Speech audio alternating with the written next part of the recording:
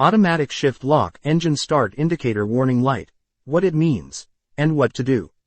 It simply means that the brakes need to be engaged either to start the car's ignition or get it out of neutral.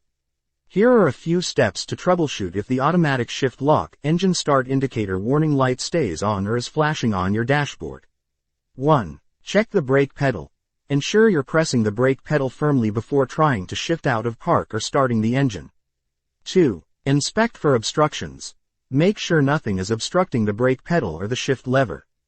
3. Battery health. A weak or dead battery can cause this light to come on. Check the vehicle's battery voltage or have it tested. 4. Shift lock override. If the car won't shift out of park, you may need to use the shift lock release, usually a small button near the shift lever. 5. Restart the vehicle. Try turning the car off and on again to see if the warning light disappears. 6. Consult the owner's manual. It may provide model-specific instructions on what to do when this warning light appears. 7. Visit a mechanic.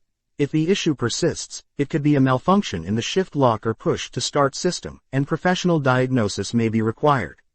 Can I drive? If the light stays on, you won't be able to shift out of, park, or start the engine. Thanks for watching, and subscribe for more.